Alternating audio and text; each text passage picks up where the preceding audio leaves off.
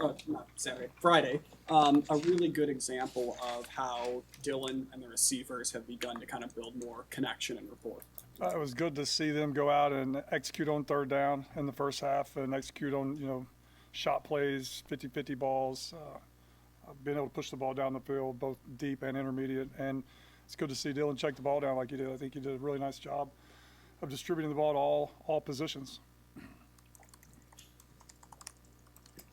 How do you feel about where the run game is at? I know you're taking what they give you, but yesterday Coach Rule mentioned maybe even more of a concerted effort to ramp that up even a little bit. Where do you feel it's at?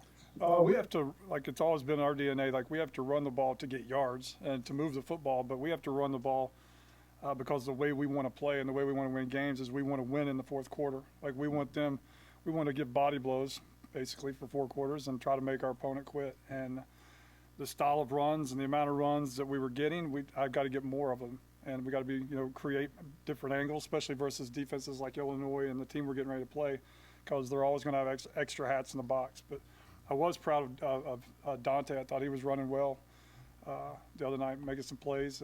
Again, our challenge to our guys is we have to get better at making people miss, especially they got extra hats in the box. We got to block the ones we can and then make the other guy miss. So that's a huge emphasis this week. What did you tell your guys about? I mean, did you have any certain message about what happened in overtime to your guys?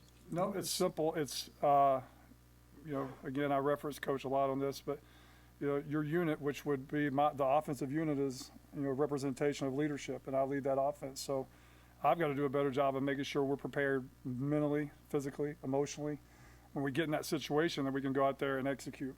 And, it's not just this guy busted an assignment or, that guy busted this. It's not that. It's the whole group has to be accountable. And, you hear all these things like, well, that's Nebraska. It's not a jinx. It's not a fluke. It's just a group of guys that we have to figure out and get better and learn from this and go out there the next time it comes, right, and take advantage of the opportunity and go finish it off. The double pass play, the one from Raiola to Harburg and then Heinrich back to Raiola, how risky and comfortable were you guys running that play, and are you guys running that play? Very comfortable. Very. We practice it all the time. Threw a touchdown against Minnesota last year. It actually hit the ground and bounced up to Jeff, and he threw it for a touchdown. But I have all the the trust in the world in Heinrich being able to catch a pitch, throw the ball back to Dylan. Dylan made a heck of a catch, and just you could see the baseball in him. He kind of catch it, crow hopped and threw it, and with relative ease. So very confident in our guys of executing those plays. Purdue has given up over 700 rush yards the last 2 weeks. What have teams done from what you've seen just to have success running the ball? It's amazing. Notre Dame ran the quarterback a lot. Again, I know it gets tiresome, but they overload the box. Notre Dame ran the quarterback, and then they would have Notre Dame stopped, like dead and like nothing there, and the back would just bounce it outside and make a play, make a guy miss, and go for 60. So it's not like people are scheming them up and just handing the ball off. There's just people making plays against them and, extending plays at the running back position or running the quarterback. It's going to be really hard. It's hard for you when you watch the tape, it's hard to imagine that they have given up that amount of yards just with the scheme and how hard they play and the personnel that they have in that front seven. What was your evaluation of Gunner? I thought he did well. I mean, that's a big spot to get put in. There wasn't really any times where we were thinking, oh crap, Gunner's out there. We just called the ball plays that we were going to call if he wasn't out there, and he did well. Hey, can you shed some light or go into the decision on the 3rd and 3 play at the end of regulation and just your choice of personnel there? Is it specifically kind of just as simple as making them think you're going to run when you plan to have 4 guys going out for a pass? Exactly. We got in a big personnel grouping. It was 3rd and 3. In my mind, they're thinking we're probably going to take 2 downs. I thought, we've never thrown the ball out of that personnel in 2 years. So we've been working, certain pass plays out of that personnel. I felt very comfortable.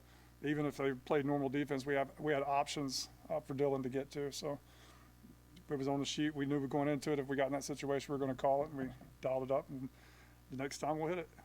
What do you think on tape? I mean, Dylan looked like maybe he was a little off of his back foot. I mean, what about the connection between him and Luke there? What do you think? I really think it popped so fast because Luke's really supposed to run a little bit of a flatter angle, but the defender got over the top and he saw nothing but grass. He put his foot in the ground. So I think just that change of angle, and it popped so fast it got, it just kind of caught him, not off guard, but got on him pretty quick. Dylan's only 2 picks have been on plays that could have been catches too. Are those just cases where the receiver just says that's got to be my ball? We have to fight for the ball.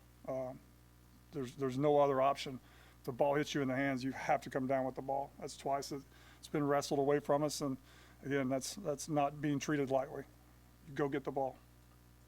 Hey, Coach, have you tried any other players at tackle this week? Like, could a Mazuka rep there this week? I mean, have you done any other things to kind of prepare for worst case scenarios? Yeah, Kanak and Mazuka both can, they can move around. They're multi, they can do all kinds of different. They can play guard, tackle, and help us out. So, we're going to make sure that we get the best 5 guys out there. Anything else for Coach? After the game, Dylan kind of puts it on himself just because he missed that one throw. Everybody thought he had a pretty great game otherwise. I mean, what stands out to you about just how he kind of takes on that role already as a young guy after a game? I think it's just in his DNA. I think some people do it just to, for show, like, that's on me. That's like you see coaches all the time, right? Like, that's on me. That's not. But I think he truly means it. Like he thinks, he texted me last night, can we run this play? And I text back, heck yeah. He said, I promise no more foul balls or something. I don't know exactly what he said, but he was alluding to that. I thought he played a really nice game, really, really nice game. It did not come down to just that one play, for sure. Do you find, first time on the road, first time with the travel roster, do you find any positions specifically that are more difficult than others to cut down the number that you're allowed to take? The wideouts, tight ends, those positions will usually have some discussions, but I think we're pretty set right now on the depth chart and actually who's going to go and who we're counting on to go in and play in a game. Hey Marcus, how do you foresee the coach-to-player helmet communication going for the first time on the road? I think it'll be great. I think it'll be, just like, again, Coach made us do it spring practice day 1, and we've been doing it every day for so long. It's just so natural to us. So barring any type of internet or whatever it runs on, issues that we can't control, I don't see any issues. All good. Thanks, guys.